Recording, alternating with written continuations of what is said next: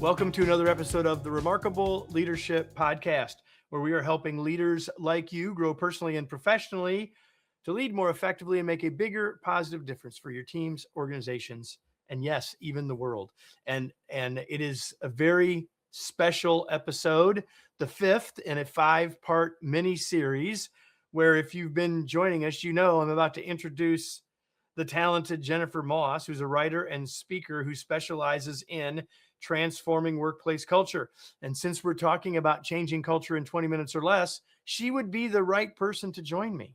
But she's not just a person who's a self-proclaimed expert in workplace culture. She uses data, she can speak to the data, and that makes her extra special. She's written 2 books, and both have been featured on our podcast in the past. In December of 21, we talked about her book, The Burnout Epidemic. And in August of last year, 2025, we talked about her latest book, Why Are We Here? Creating a Work Culture That Everybody Wants. Well, here's why we're here today, is because culture is this big thing. It's a big idea, and yet it changes at the micro level. It changes in the day-to-day interaction. It doesn't change by proclamation, policy, or something that comes down from the leadership mountaintop. Our goal is to give you one thing that you as a leader at any level can do in 20 minutes or less that will improve your culture, moving it in the direction of the culture that you want and everybody wants. And you can do that in 20 minutes or less. And we're going to talk about it in less than 20 minutes too. So Jennifer, thanks for joining me again, or still, however you want to say that. I'm still here. We're creating this symbiosis. I've started to wear the same clothes as you. It's after so many hours together, we're merging into one person, Kevin. It's great. So, yeah. And by the way, everybody, while that might sound weird, we both think it's pretty cool. So we're going to talk about meeting burnout. And here's what I know, Jennifer, before I sort of hand it over to you. Mm-hmm. As long as I've been doing this work, and even before I was doing this work, when I was just in an organization, like, people have been complaining about meetings as long as I've been around, right? That there are too many of them, that they don't work. And in fact, as we're recording this, tomorrow I'm recording a regular part of our podcast about meetings with a guest that will come out about a month from when this all comes out on the podcast. But the thing is, all that stuff about meetings is more true now than ever, right? It's really interesting to me how we have gone for the last 5 years. We've increased meetings from 2019 to 2020 by 252%. And I should add, that's only Teams meetings alone. So we're not talking Zoom. We're not talking, Google Meet. We're just talking about Teams meetings alone increased by 252%. And we were complaining about them before. We were already dealing with meeting fatigue. And this is why actually, Kevin and I had this conversation. You and I were chatting about this because it was going to be about dealing with meeting fatigue, this specific session that we're having here. I had to retitle it as meeting burnout, because we really are creating burnout based on our meetings. Before, we would kind of be frustrated about it. We'd complain about all the meetings. There's nothing like what the experience of over meeting is like for people today. We're seeing this increase in pajama hours. So this is that affectionate, title that actually physicians made up about maybe 15 years ago when electronic record keeping came in. And it was just absolutely overwhelming physicians and how much admin time they had to do. They would call it their pajama hours. Well, our pajama hours are rapidly increasing, and we just sit there and we do our work and we qualify it as fun work, but it's not fun. It's still working day and night, and it's blurring the lines between work and life in such a huge way. So I'm really focused on reducing the amount of meetings, and I'll give you some tips on that in a sec. reducing the amount of meetings and the burnout that comes from them. And while you're talking about pajamas, it is really important for everyone to know, for me to share with you that no, I'm not wearing them right now. Because once you're on this camera, no one knows what you're wearing below, your midsection. No, no Maybe one knows that's why we have how video tall you now. are either. No one knows how tall you are. I've met someone in person and I said, "Oh, you look so much taller in real life." And they thought that was hilarious. Like they didn't get that.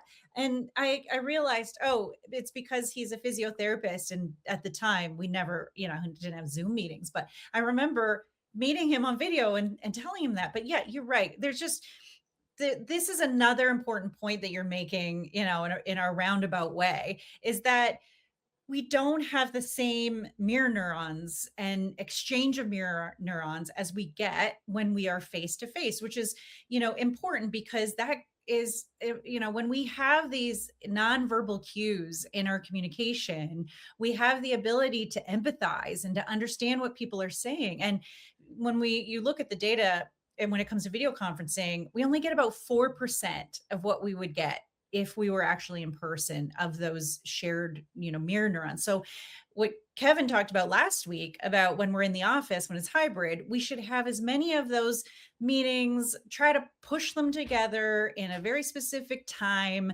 making sure that we are connecting in person, because then we get the nonverbal, and verbal communication, and those mirror neurons light up. And it's just better. It's better with collaboration. So that also will shorten them. If we make more of our meetings happening in person, or we have more of those, okay, I'm in the office, I'm going to stop by the desk, we're going to solve this in 5-minute conversations, go back to good old fashioned phone calls. Kevin, like, right? It's just like, what? Mind blowing. There's Kevin eyes, right?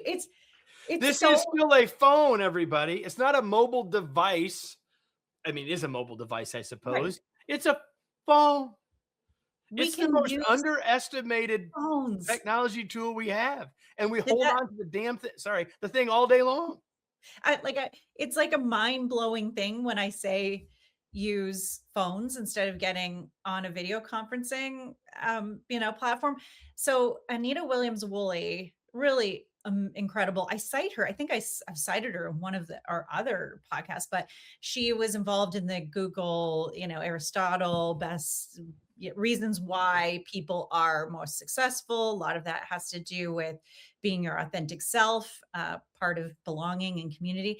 But one of the things that she's recently done is analyze the benefit of video conferencing over using the phone. And she was trying to understand it. She found that getting on a phone call improves audio synchrony by a significant amount. So we're less likely to talk over each other on the phone, which you think, oh, I see your face. Like, okay, then I probably could anticipate that that I'm going to talk over you. Nope. Because this is only using one sense and it's our primary sense and we're focused, we don't have all these other distractions. So getting on the phone actually eliminates a lot of that stress and anxiety. And that's really important. Also, I love this research by Dr. Jeremy Bailenson out of Stanford Media Lab. And he talks about Zoom burnout. He says there's 4 things that create this Zoom burnout. I won't go into the two ones because it's really worth looking at the research, but these 2 are amazing. One, we burn out from Zoom because we are looking at ourselves too much when we're in the Zooms. We're so distracted by our own faces. Kevin, have you been there? Do you get that? 100%. Yes. It's like I am more aware of the fact that I need a haircut, which I do, because I'm like, it's not for me. It might be because a client like you and I aren't on Zoom, but we're in the same having the same effect. I'm on like 3 or 4 different platforms every day, in all different settings. Sometimes I'm broadcasting live. Sometimes I'm recording something for the future, having a meeting, 100%. it's so distracting that Botox, their sales went up 97%, and they actually have called it the Zoom boom. They have actually labeled this moment in time for Botox's extreme So, increase in okay. sales Okay. as the Zoom boom. This is new information to me, but I have to just say one other thing, and we got to get on to specifically about how we can overcome this, because I want us to meet our goal of every time keeping these under 20 minutes. Because you and I could just keep going on all of this. I just want to say one thing, that while that is fatiguing, it has been helpful to me because, and maybe because I do it so much and I'm doing it so many ways, there are times I believe that I've become more effective on video because I'm seeing myself on video. Okay, that's Now really now, helpful. I don't know that that's everybody, don't misunderstand me. Um, I just an observation from my perspective.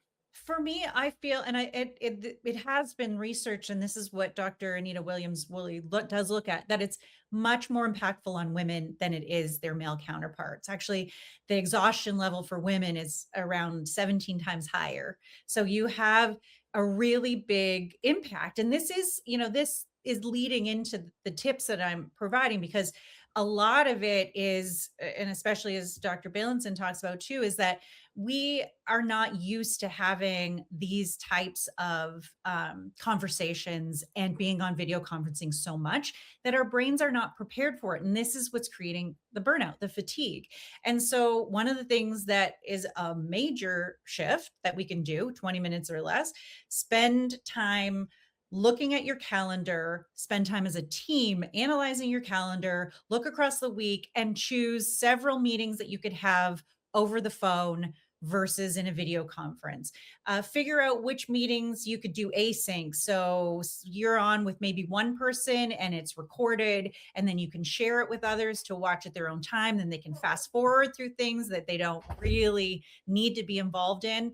Another one is bringing people into the meeting when they're needed. So we don't need to have us all in meetings for the full hour. Bring in someone that, Jane from accounting, she's going to have 15 minutes where she's talking at the end of the meeting. Make sure that you bring Jane in for 15 minutes and give her her time back. Another thing that And we oh, do, can I just stop you there and let yes, her know why? Like, Jane, we need your expertise. You're a part of this team. You're a subject matter expert to this team. And you know what? Maybe we only need you for 15 minutes this time, or maybe we don't need you this time. You're welcome, but you're not needed, not because you're not valued, but based on knowing what our desired outcome here is. I love that, because I keep telling people not being invited to a meeting is not like you weren't invited to Becky's grade 8 A birthday party. party. Like, this is great news. When someone doesn't invite you to a meeting, don't be frustrated or hurt. Just say, like, I love you. Thank you. And if we create that tone, and if that's amplified and modeled by leaders, then that becomes the norm, and we can pull ourselves out of meetings where it just doesn't feel like we are going to really provide the value that we need, and it's giving us our time back, which we talked about with community. And one of the other conversations we've had is that when we are over meeting, we're less social. So all of this just kind of piles on top of each other. It amplifies. Another thing that we need to do is spend time just auditing how many meetings we have. Like that, 100% spend time That's your saying, mic drop right there, do right? we need to have this meeting? Ask yourself, do we need to have this meeting?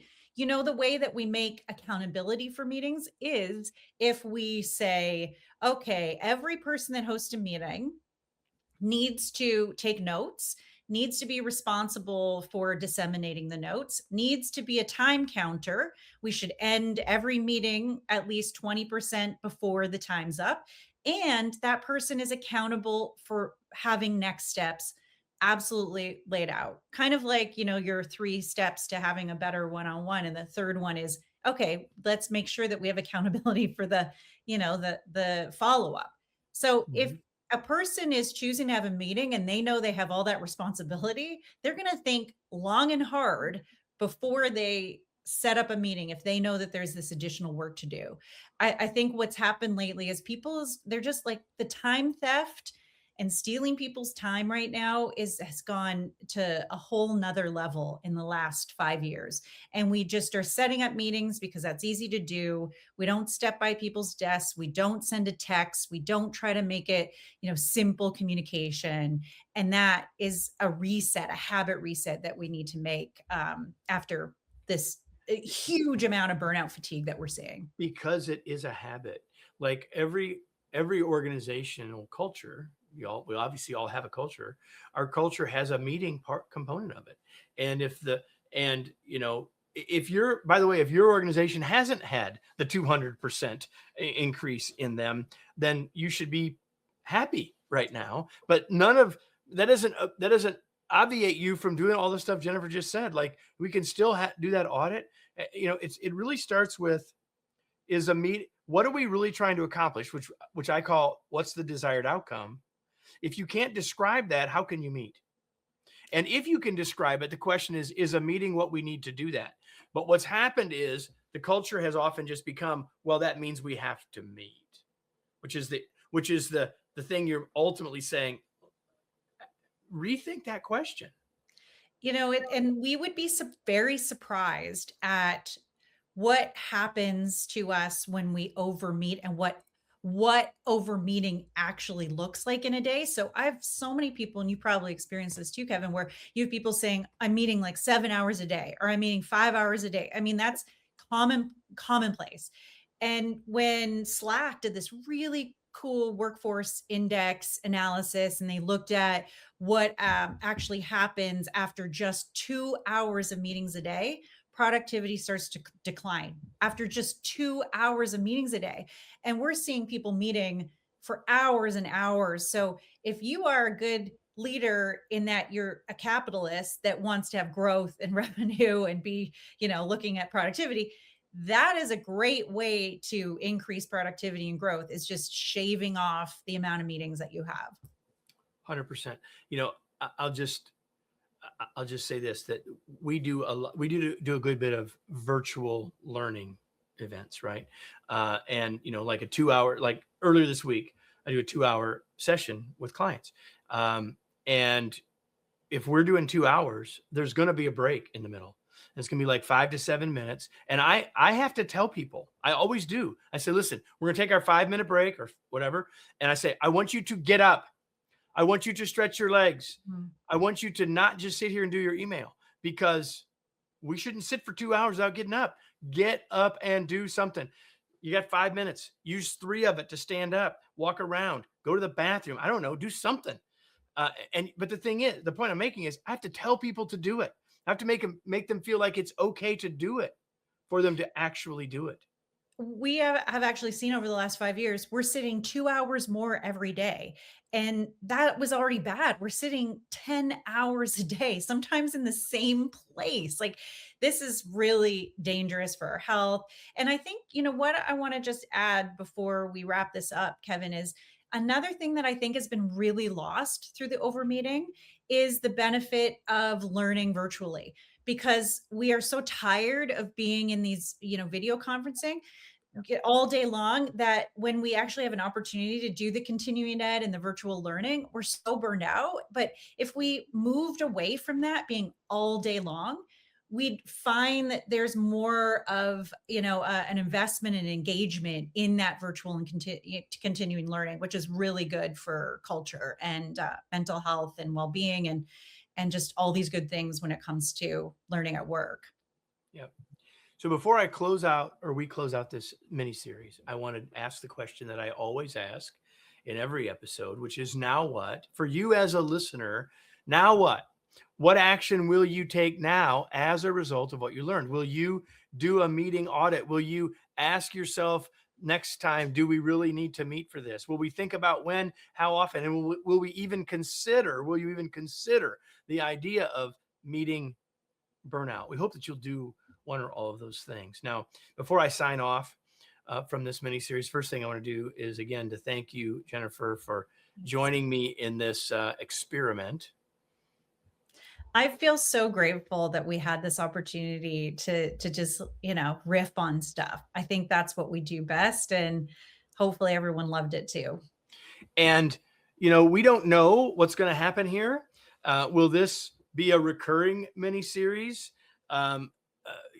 We both would need to think about that from our business's perspective, obviously. But the biggest point of that will be what we hear from you. So if you enjoyed this, let us know. You can send us a LinkedIn note. You can send a note to info@kevineikenberry.com and give us feedback. You can find either one of us, like I said, on LinkedIn. Send us a note. Let us know what you thought. If you want us to do more of these, we're not promising, but if we get a lot of positive feedback, since we both are having fun, I'm guessing we would. And if that happens, if you've got ideas of things you'd like, 20-minute ideas, things that you can do in 20 minutes or less to change your culture, let us know what those things are. We both thank you. And we hope that you enjoyed it as much as we did. And perhaps, just perhaps, we'll be back for more of these. But what I know for sure is that I'll be back next week with another episode of the Remarkable Leadership Podcast. Thanks, everybody. And thank you Thanks, again, everyone. Jennifer. Thank you. Thanks, Kevin.